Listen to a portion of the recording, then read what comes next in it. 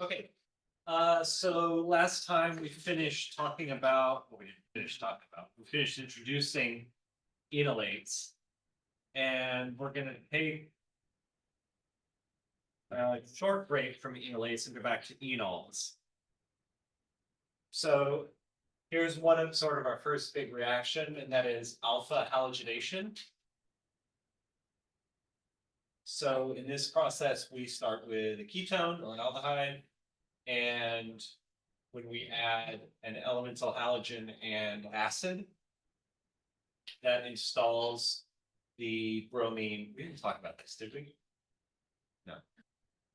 Installs the bromine at the alpha position. Now, it's important to notice, maybe this is what I talked about. It's important to notice that the bromine, you might say, okay, so if it's one position away from the carbonyl, that's alpha. If it's two, that's beta, et cetera, et cetera. So the bromine is considered alpha because it's attached to the alpha carbon. So for purposes of like nomenclature, here we treat the bromine like a hydrogen because it kind of behaves like a hydrogen.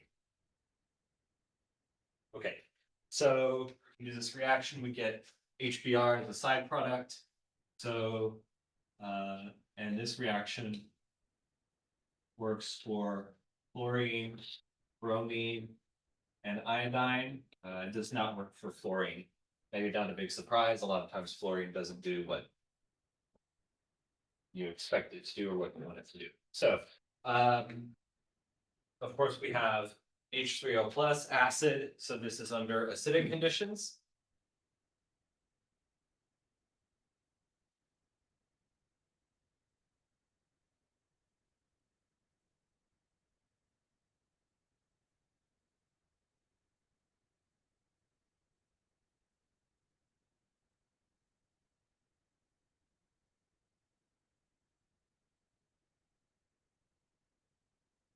So,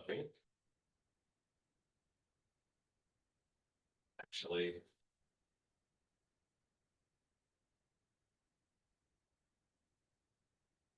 there's sort of two halves to this, one of which we've already done. The first step is to make enol. So we need to get from the ketone to the enol where we have an OH and an alkene. So the way we do that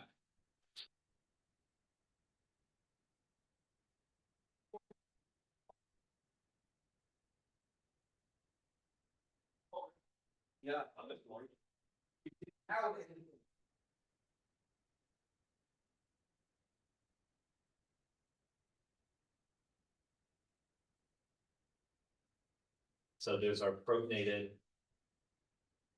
oxygen. That's the first step for acidic conditions, etho-enol polymerization. So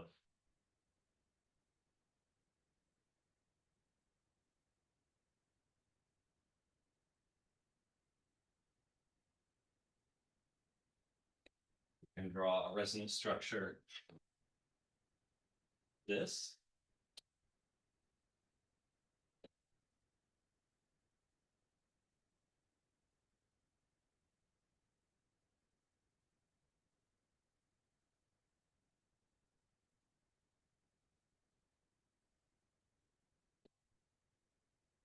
And then we use water to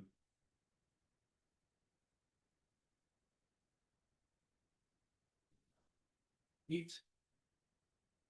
Use water to deprotonate that resonance structure. And we get to the enol.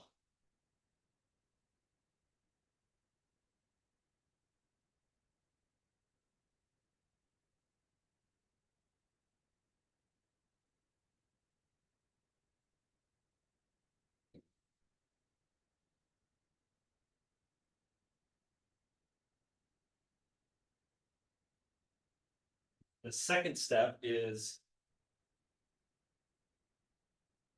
to actually do the halogenation. So we've used the acid. here, H3O plus. But we haven't used bromine yet, so that's what we're gonna do next.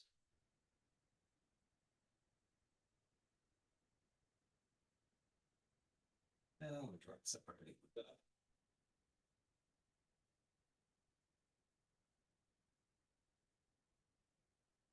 So we have our enol.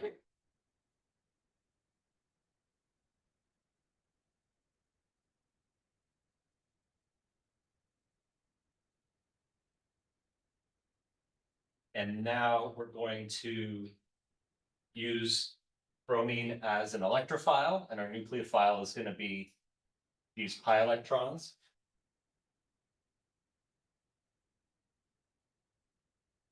We're going to reform the CO double bond because right, our product is going to be a ketone.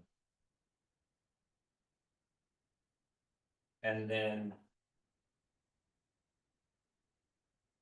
we'll grab one of the bromine atoms.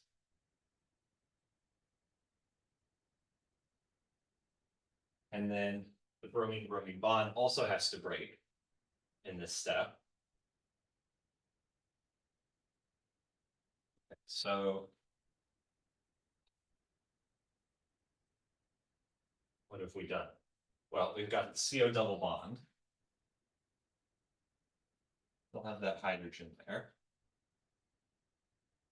And we now have a bond between that alpha carbon and the bromine. And then we've got another Br minus anion.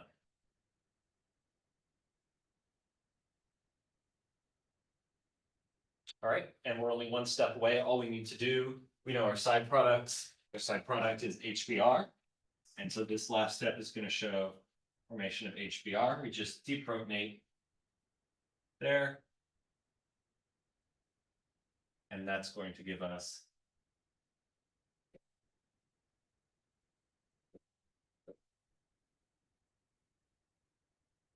the alpha brominated ketone and hydrobromic acid.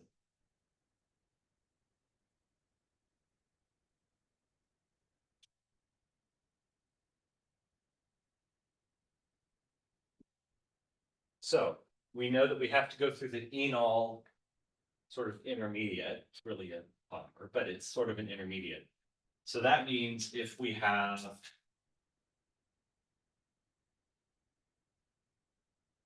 a ketone like this,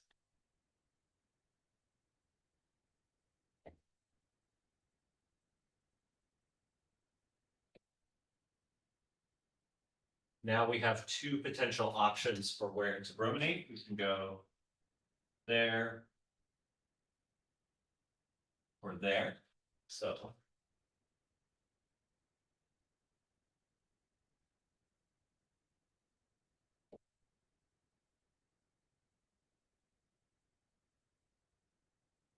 those are our two possible products. Based on the fact that we have to go through the enolate, sorry, enol, not the enolate. This right here with a double bond, which of these is going to be the major product, A or B? So remember that the formation of the enolate favors the more substituted CC double bond.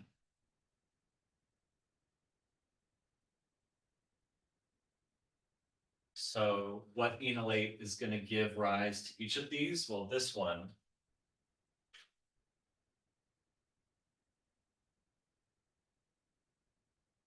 this one's going to have the double bond here, right? Because this carbon that has the bromine attached to it has to be one of the double bonded carbons. So that's the enolate.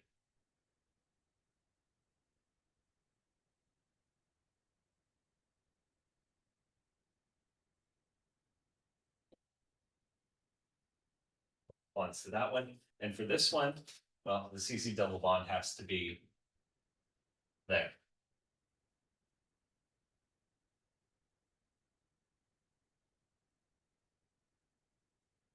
So which one do you think is maybe?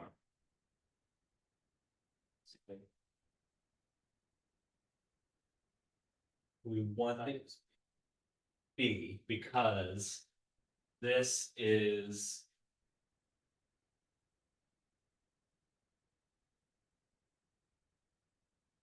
di-substituted double bond, and this is tri-substituted. So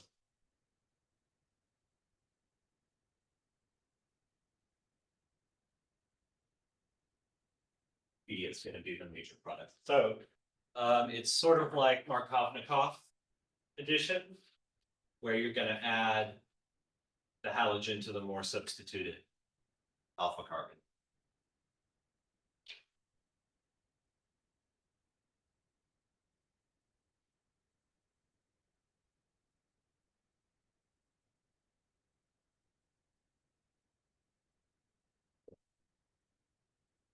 Yes.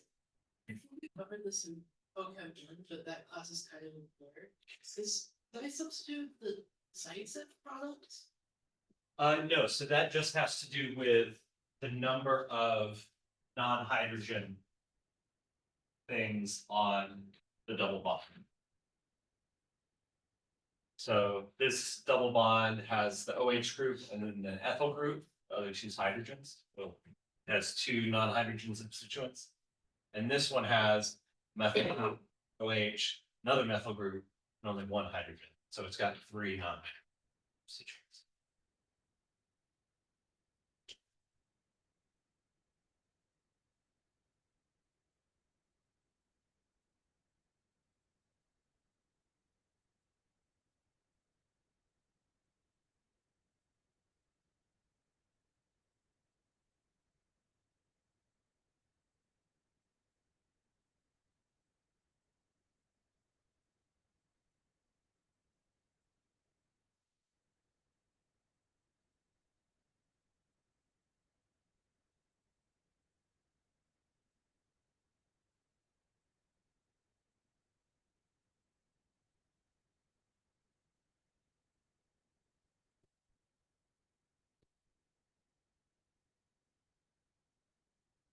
Okay, so this is sort of the, I don't know, the meat and potatoes of this chapter, aldol reactions. So when I took organic chemistry, I thought that there was some dude called Aldol, and this reaction was named after him. It's not. There's no Dr. Aldol or whatever. It's a portmanteau, fun word, but essentially a combination of aldehyde and alcohol, because that's what we're going to end up with in products.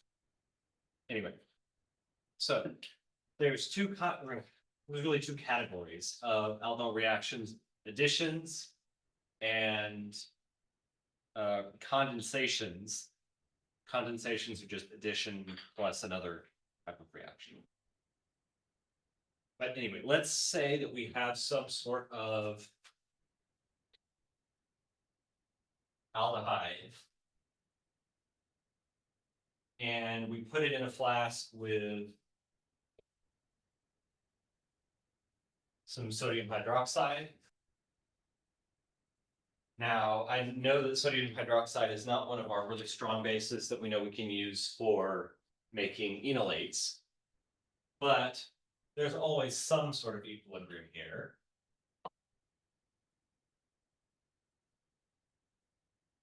So let's say that at least some small amount of enolate is formed.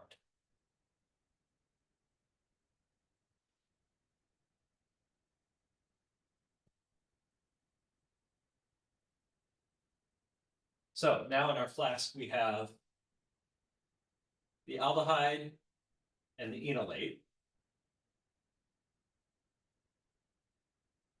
The aldehyde is, as we know from our ketone and aldehyde chemistry, is electrophilic at that carbon. Right? So this is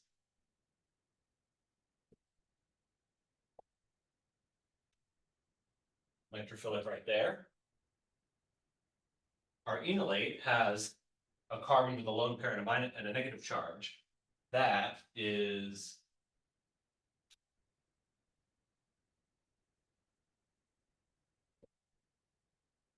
nucleophilic. And because of the resonance structure here, this carbonyl is not particularly electrophilic. So if we put a nucleophile and an electrophile together, we get a reaction, right? So that reaction is going to involve the nucleophile of the enolate attacking the electrophile of the aldehyde, and that's aldol addition.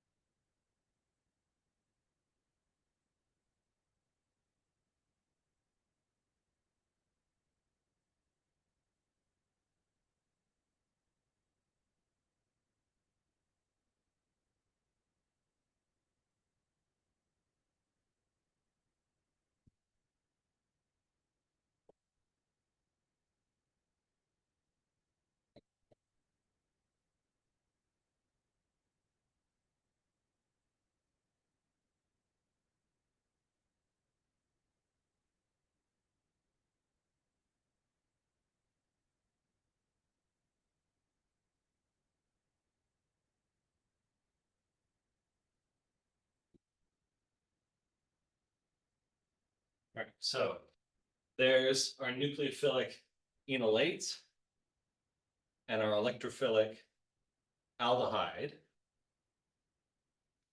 Actually, we should probably show the formation of this enolate. So let's do that first. So we can still start with our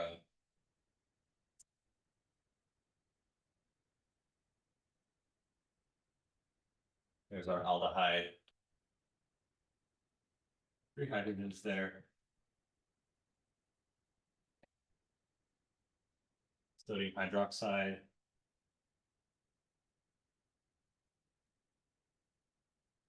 Deprotonates.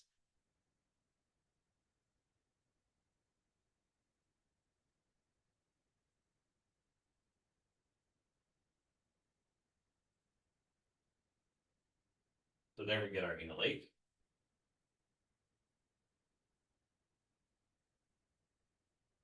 We still have some aldehyde present in the reaction. So nucleophile here attacks the electrophile there. And we've got to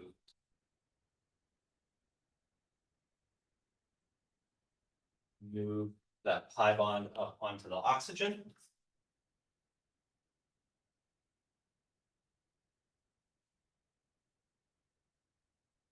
So we're making a carbon-carbon bond. And here's where you got to be careful drawing the right number of carbons and stuff. So I would draw the remnants of the aldehyde first. So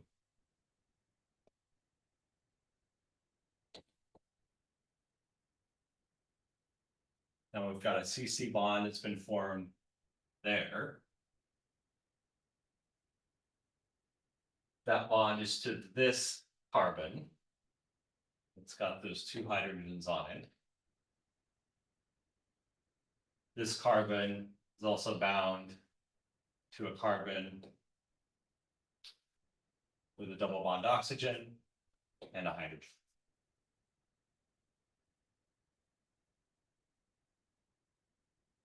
So 1, 2 carbons, 3, 4 carbons. 1, 2, 3, 4 carbons. So now to make sure.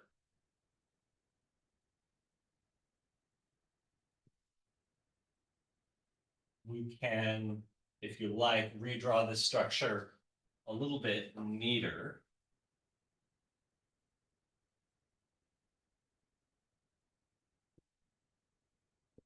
There's our aldehyde.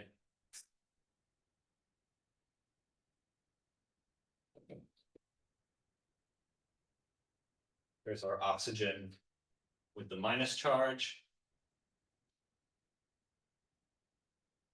These two hydrogens are down here. This hydrogen is there. Still have that same 4-carbon chain. And now all we've got to do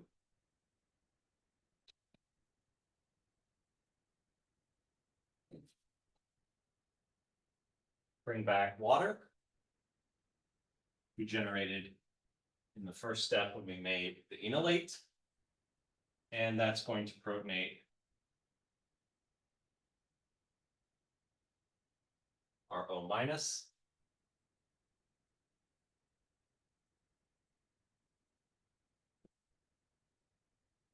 So we get this molecule. So this is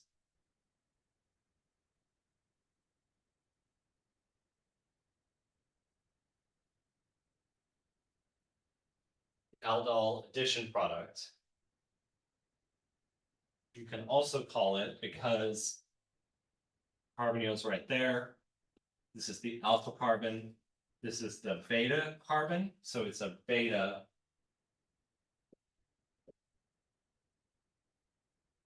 hydroxy aldehyde.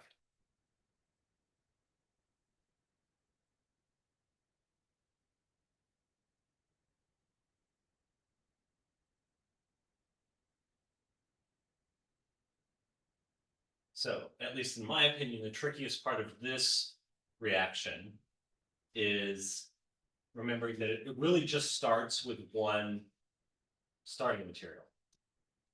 Right? So overall, what we've done here is take this aldehyde,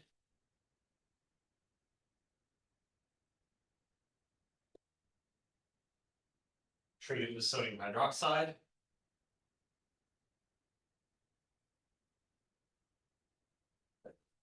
and it essentially dimerizes. So really, you need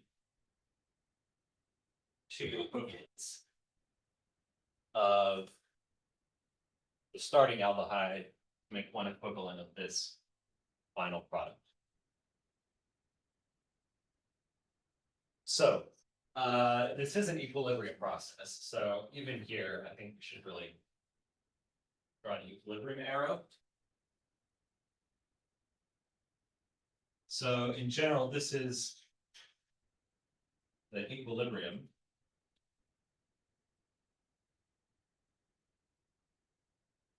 Is favored for aldehydes.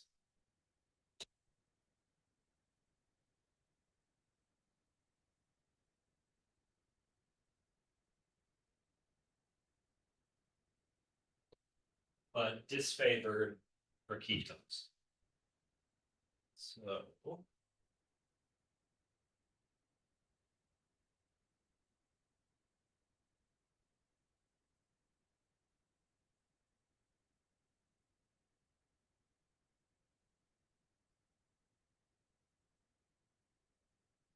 you can draw this reaction for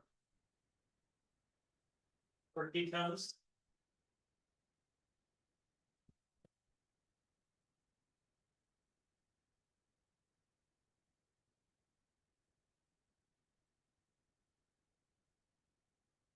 So what about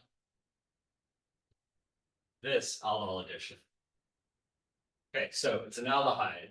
So we know that the products are more likely to be favored. So I'm going to draw an equilibrium arrow with the longer side pointing toward the products, because that sort of tells you that the equilibrium goes that way.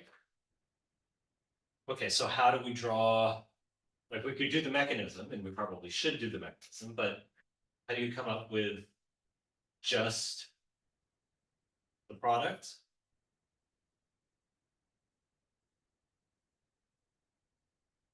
Well, one of the molecules is gonna look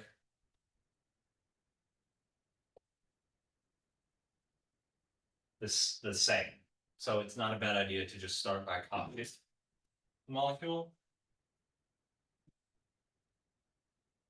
And then at the alpha position here, we're gonna attach the carbonyl carbon of the other molecule.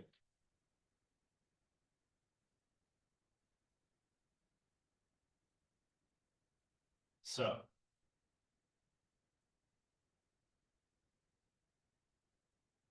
one, two, three, four carbons from the first molecule. 1, 2, 3, 4 from the second molecule.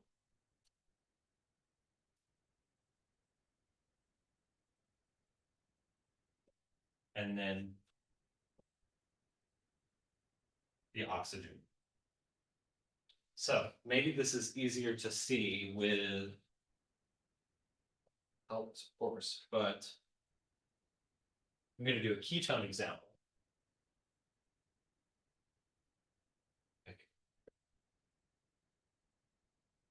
So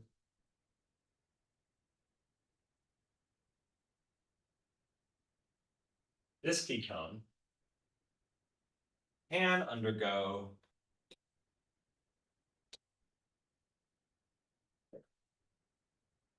an aldol addition reaction, but it's not favored. So the equilibrium is going to favor the starting materials, but I'm still going to draw it out. And I'll do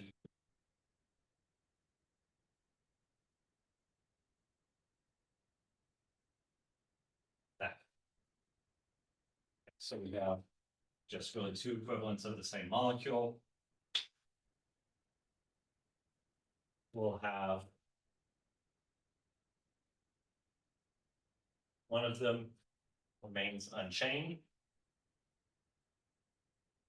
Then the other is going to be attached to the alpha carbon. So that's the bond that's formed in the reaction.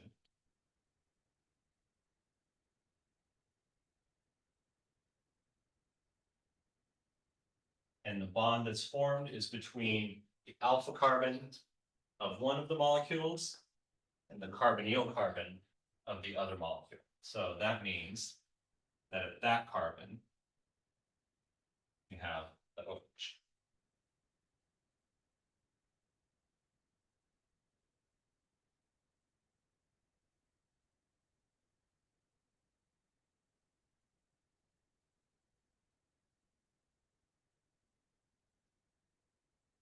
In this case, this is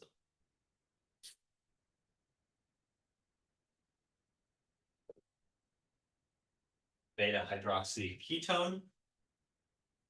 If during some sort of chemistry you manage to form a beta hydroxy ketone, say you had a double bond over here and you hydrate it or something like that, if it's in the presence of even a small amount of base, it's going to decompose and essentially do the reverse of an aldol addition reaction.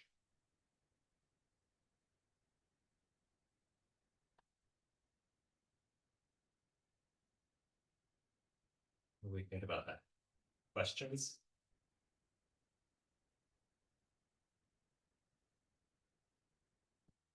Okay, this one is it's kind of tricky to predict the products for. Talking about a new one or? No, this one. Just I think this. The main tip here would be to count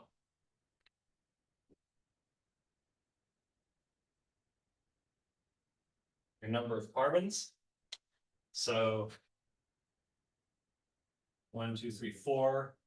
So this molecule has 4 carbons, right? We're doing 2 equivalents. So 8. So this molecule should have 8. 1, 2, 3, 4, 5, 6, 7, 8. Here we have 6 and 6 for a total of 12. And here it's pretty easy to see because we still have the 2 6-membered rings. But 1, 2, 3, 4, 5, 6, 7, 8, 9, 10, 11, 12 carbons.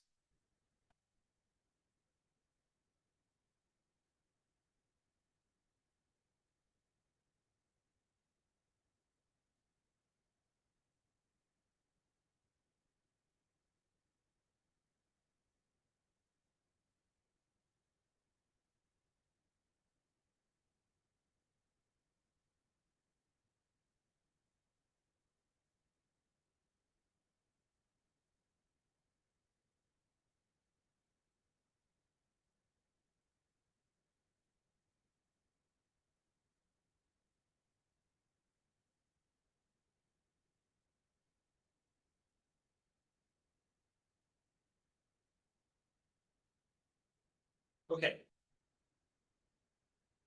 So aldehydes are reactive toward the aldol addition.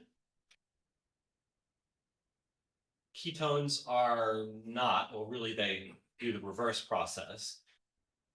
And so if you tried to do that second reaction there and you wanted to get the product, it's not really going to work. But that's not the case for aldol condensation reactions. So aldol condensation is an aldol addition. So we're going to still do that reaction.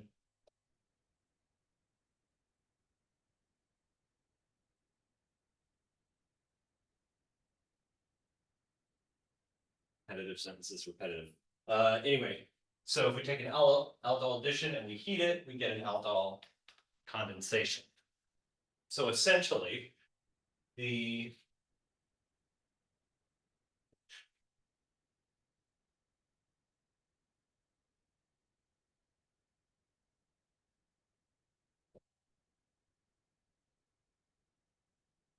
we're going to do an elimination, specifically of water on the aldol addition product. So our first aldol addition example here with just this aldehyde.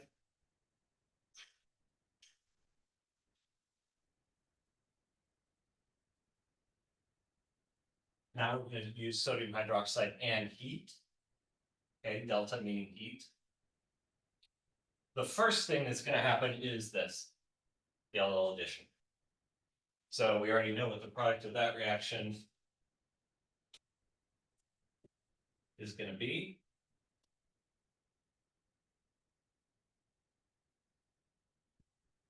But you can't isolate that molecule when you do this condensation reaction. So the heat here is really important. What constitutes heat is kind of vague, depends on the specific reagents. So now we're going to do elimination of H2O. Where is the H2O going to come from? Well, maybe obviously, the OH part of the H2O is going to come from this alcohol. And then the hydrogen is going to come from the alpha carbon.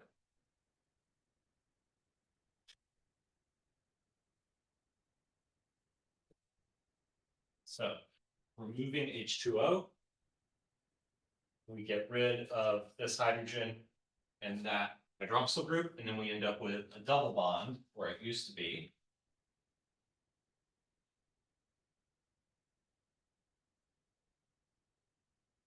So we get this molecule. This is an alpha beta unsaturated aldehyde, because the alpha and the beta positions are now unsaturated. Do we think this molecule is, relatively speaking, stable or unstable?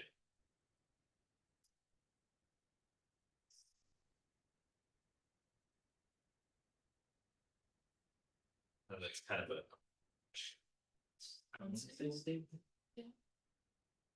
so think about this double bond. and the distance between this double bond and this double bond. So these two pi bonds are in conjugation with each other.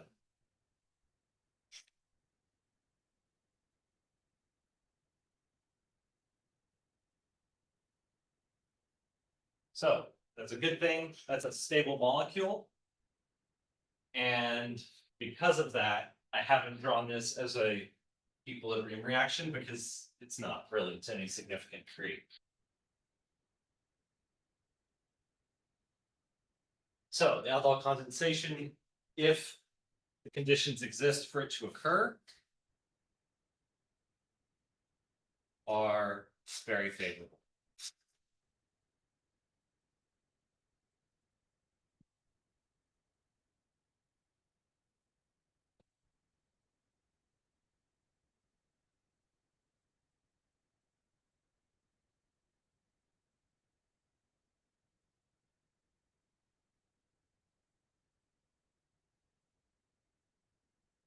This works well for aldehydes and for ketones.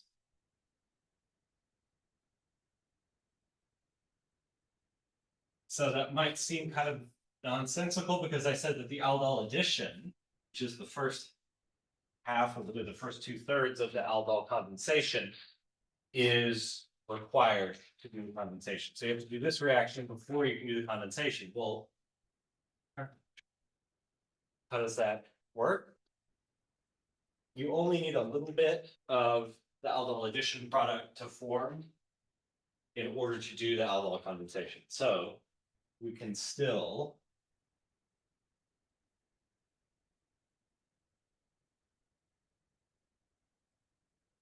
accomplish that with the ketone. So tell me what the aldol condensation product of cyclohexanone is going to be.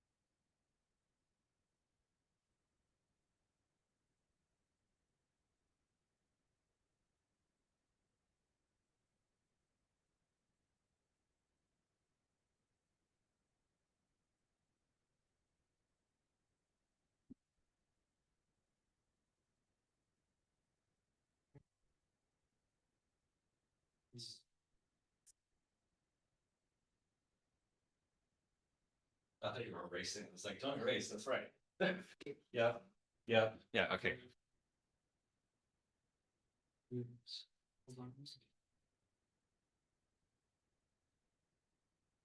So before we get to the product, we have to get to the aldol addition product.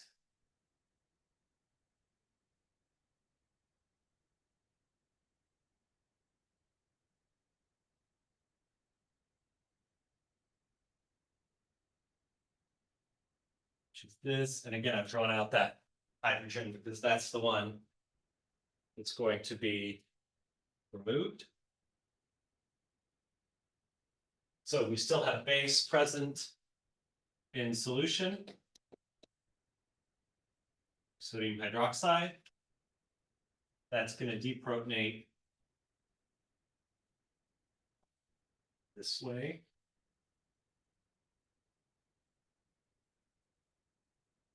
Grab that hydrogen. It's an alpha hydrogen, just like in a regular ketone or something. So it can be deprotonated.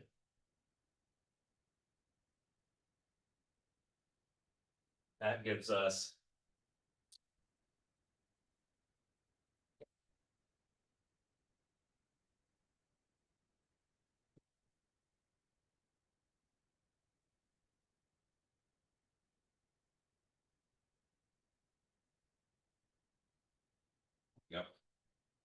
carbanion right there. And then all we have to do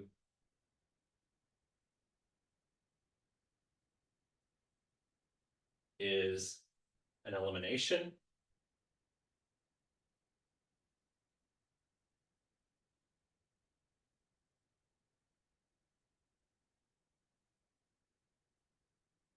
And get a double bond right there.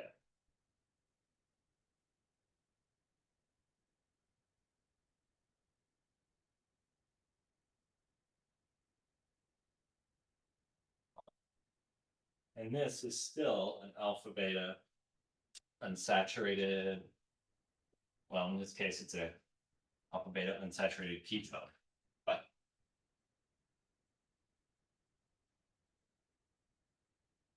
in addition, as a note,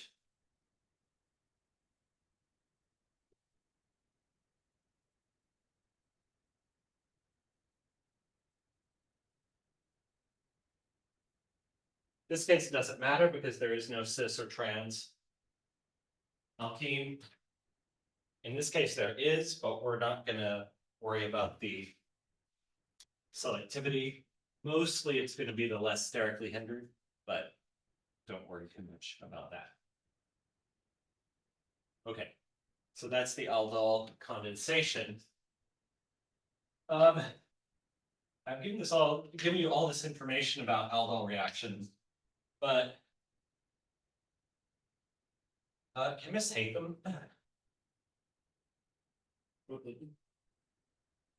And the reason is because they're really hard to control. I didn't see well.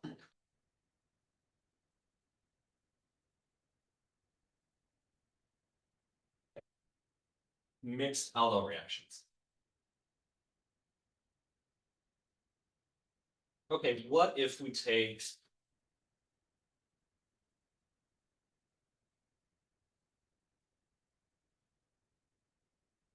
benzaldehyde and ethanol and treat them with sodium hydroxide? What product do we get?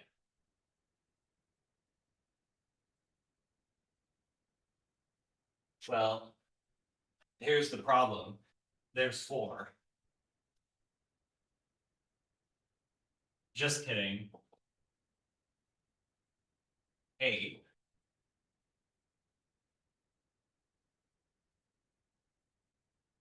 And probably some polymerized crap. So benzaldehyde can do an aldol reaction with itself. Ethanol can do an aldol reaction with itself. In this case, actually, okay, maybe benzaldehyde wasn't it. Let's give it another carbon.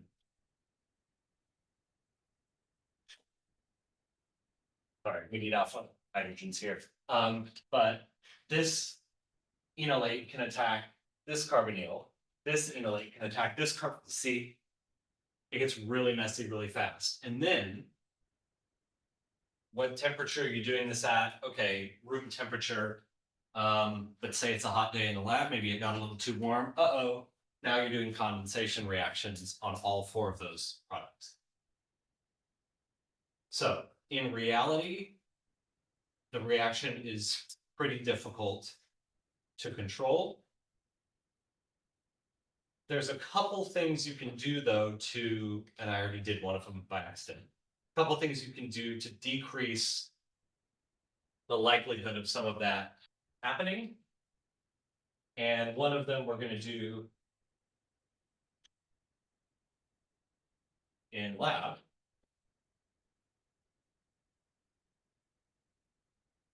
And so methods for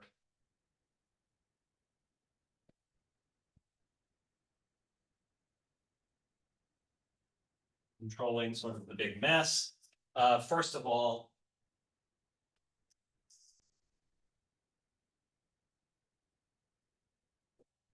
eliminate some alpha hydrogens from places where you don't need them.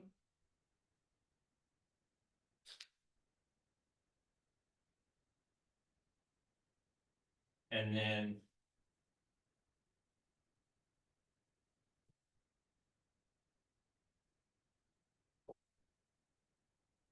use ketones, you're at least going to slow down the aldol addition. And so then you can just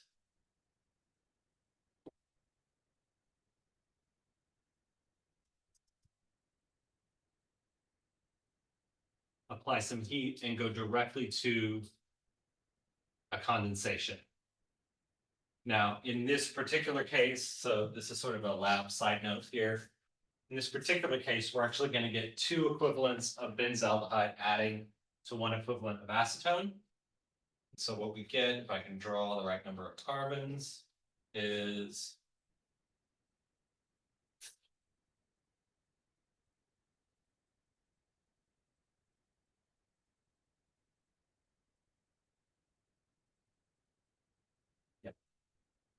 this. Here we're taking advantage of the fact that this reaction just kind of likes to go out of control by doing an aldol reaction on one side. So we do an aldol addition over here, and then we do a condensation. That gives us our alpha beta unsaturated carbonyl on that side. And then we do the same thing on this side.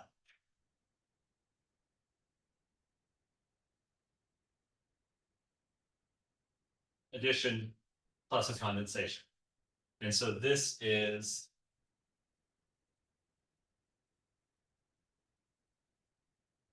dibenzal acetone.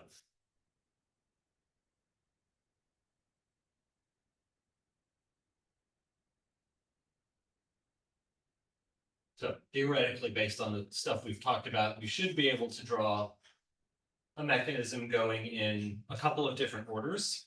You can do both of the aldol additions first, then you can do both of the aldol condensations, or you can do 1 half first and 1 half second. But I wouldn't make you do that on an exam.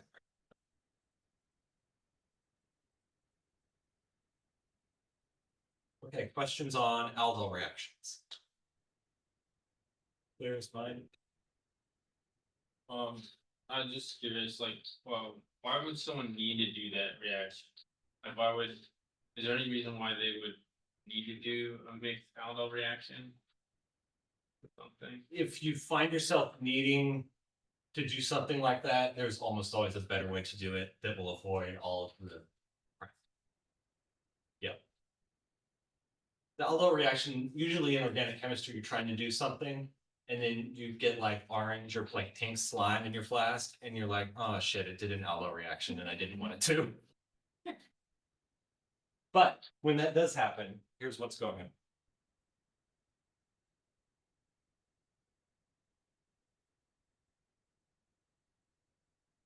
All right,